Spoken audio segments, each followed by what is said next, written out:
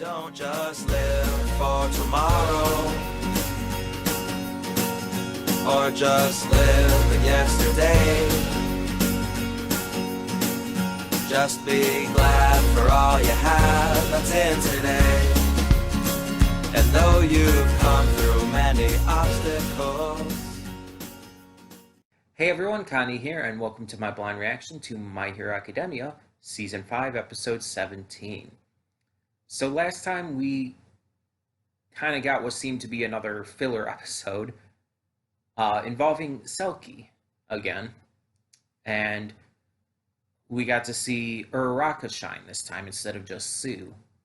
And I kind of like that because it's like, obviously the last episode we got Selkie and Sirius in. It was a very Sue-centric episode. It was focused on her. And Sue had plenty to do in this episode too, but there were other characters there too because she and Uraraka were working with the Ryukyu agency, so you also had Ryukyu herself as well as Nejire to share screen time with. And Uraraka ended up being the highlight star this time, getting to just really use an amplified amount of her power, of her quirk, to be able to land the plane safely on the water, which was awesome in every way. And yeah, we got to see some beach fun because every anime's got to have a beach episode. You know, that old joke. But there was actually a good reason for it, and it actually really worked. So now we move on. We continue on. I assume we're going to get back to the Endeavor stuff.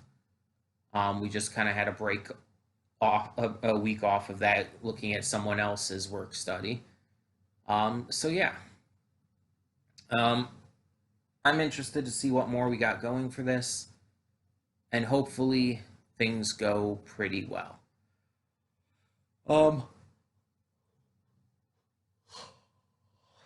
Excuse me. But yeah, I've been enjoying this season a lot, and hopefully it continues to be as good as it is. So let's just get this going, hope for the best, and see what we have in store for another episode of this. So when the screen fades to black, pause this redirecting, go to the description below. Follow link to the reaction, and after you watch it, come back here to the redirect and resume play. Because after it fades to black and then fades back in, everything from that point forward will be my afterthoughts and will contain spoilers to the episode. So, that being said, thank you so much for tuning in, and I will see you at the reaction. And we are back, and we'll begin with spoilers in 3, 2, 1, now. So first off, there was an after credits scene. I completely forgot to check for that. But I did watch it afterwards, between, recording the reaction and this. Because basically right after I turned off the reaction, it's like, oh wait, I didn't check for an after credits thing. It wasn't much. It showed this shopping center during the Christmas season and all, and there's this creepy looking dude in a hoodie who smiled creepily at this news about Endeavor. That's pretty much it. I guess it was maybe to introduce this creepy looking dude. But it didn't give us any real information on him or his quirk or anything like that, so not really much to discuss with that. So let's talk about this episode, though. So as we could see, it's been a week since they started training with Endeavor, and they're getting better, but they're still not able to surpass Endeavor in his reaction speed to all these crimes and stuff happening. And it's frustrating for them, but they are still holding out the hope and the determination to surpass him. Bakugo, of course, he's going to always say, like, oh, yeah, we're going to surpass him. But, like, even Todoroki and Deku are like, okay, today's the day we do it. And they're going to say that every day because they're going to keep up that confidence in order to allow themselves to be at their best each day. And that's great. That's a smart strategy. So they continue trying, and during all of this, we see that Endeavor has been invited to bring Todoroki and all to Fuyumi's place. Well, I guess the Todoroki family household to have dinner. And we find out later that Deku and Bakugo were invited as well. And he's really worried. He's still concerned about how he can try to make it up to his family for everything he had done, for how much of an abusive shithole he had been, and for just everything he put them through, all the horrors, and yeah, he wants to make up for it so bad. It's very clear that he's trying to be better, but he also does seem to understand that he did horrible things, and he does seem to understand that they're not going to forgive him that easily. But it hurts him because he wants the family to be back together, but he's just unsure of how to do that. And we see in this all that he is having this recurring dream about all of the rest of his family eating together at the dinner table, but he's not there. They look happy, they look content, they look like they're having a good time, but he's not there. And that's the guilt. It's driving him heavily. But the fact that he has that guilt, the fact that he is that sorry over what he did, is going to show. It's showing how much he's progressed as a character. And I'm still kind of with Todoroki here. I don't think he can be forgiven that easily. Fuyumi wants that. She definitely wants them to just come together again. She wants their family to just reconnect and become, well, a family again. And I understand. But it's not that simple. Both Todoroki and Natsuo have shown that they're not ready to forgive him. And while Todoroki's working a lot more towards that than Natsuo honestly is, like even Bakugo could feel the tension there. Like, geez. We could see that even Todoroki's he's not ready. He's working up to it, but he's not ready yet. And we can see that Natsuo is just nowhere even close. And it's understandable. I can't blame either of them, honestly. Because he was physically abusive to them. He physically, attacked them on multiple occasions. He would physically attack his own wife, Rei, and he drove his wife to such a just terrible mental state that she legitimately snapped and just kind of reacted to her son, giving him a massive scar. And we saw in this episode, I don't know if we've heard that audio, that part before, where she's horrified and apologetic and just absolutely mortified by what she did afterwards, where she's just apologizing and she's just scared. I don't know if we've heard that audio before, but that just continues to show how much she was driven to it, how it was not her fault. Yes, she did it. She definitely is the one who scarred Todoroki, but it's as he himself saw in this episode. He sees his father as the one having given him the scar, because it's pretty much entirely Endeavor's fault. His father is the one that literally drove her to near insanity.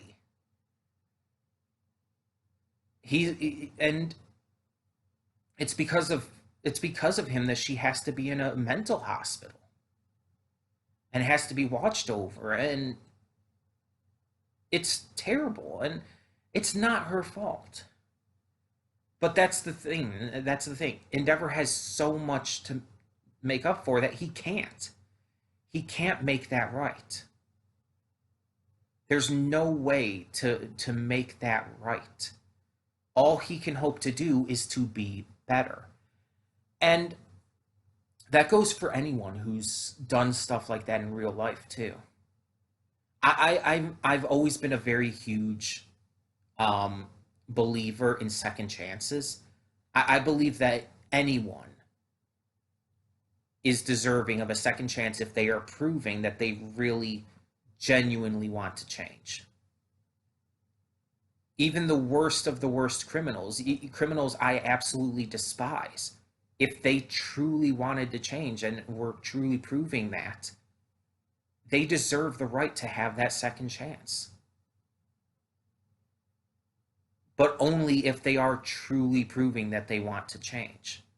Not just that they feel they need to for whatever reason, like to get out of jail or whatever, but that they personally want to. If that is the case, then I am fully willing to agree to that. But only if that's the case. And then they still have to work to it. You don't just forgive them right away. You can't. With all these murderers and rapists and terrorists and whatnot out in this world, you can't just forgive them right away, even if they are genuine about wanting to change.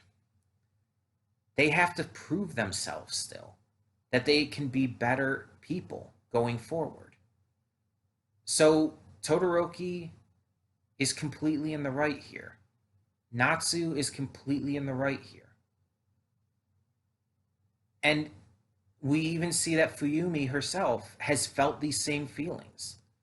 And the only reason she's doing this, the only reason she's going so heavily in trying to reunite their family is because she just doesn't want to feel those feelings.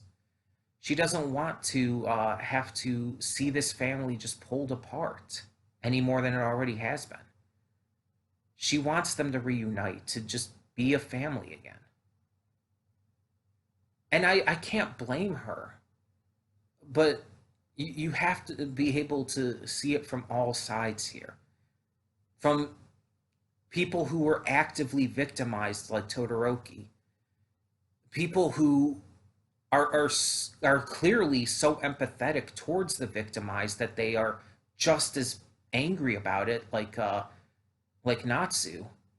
You have to see it from their point of view too.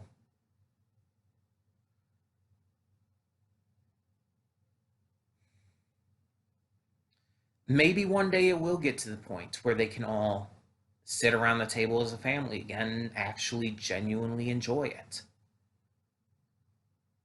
But until that time comes, like, it's gonna be tense like this.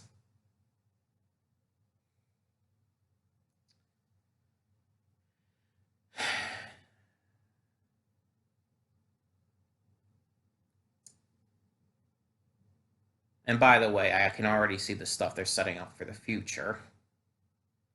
Because spoilers are not fun. I'll just say that. If you know, you know. But, yeah. This episode didn't do too much in terms of progression for the characters. Well, in terms of, like, the training and whatnot. In terms of their, like, just human progression, in terms of their just, like, emotional and mental states and stuff, it did a lot more for sure.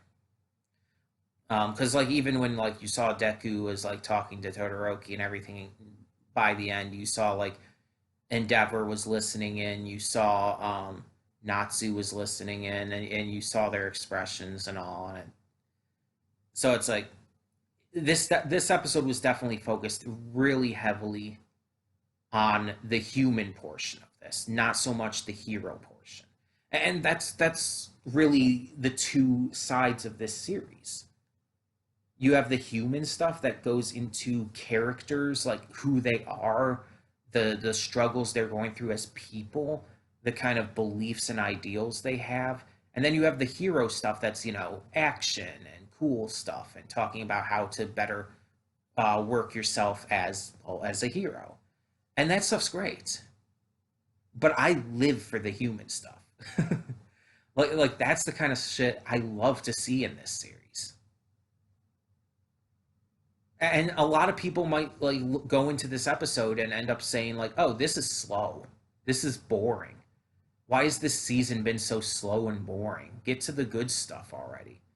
And it's like I don't understand that. I've talked about this in past reactions and stuff. I don't understand that. This was so good. I would go as far to say that this could be one of the best episodes of the series so far. It was, and honestly, one of the most important. It was that good, and it had very little action in it. It was mostly focused on the human stuff. And again, different people get different things out of shows. They look for different things. Different things entertain them. So it's completely valid if someone just isn't as into this kind of stuff as they are with the more hero side of the series. But just for me at least, like this is the kind of stuff that I want to see focused on more in this series. This is the kind of stuff that really makes the hero stuff matter to me.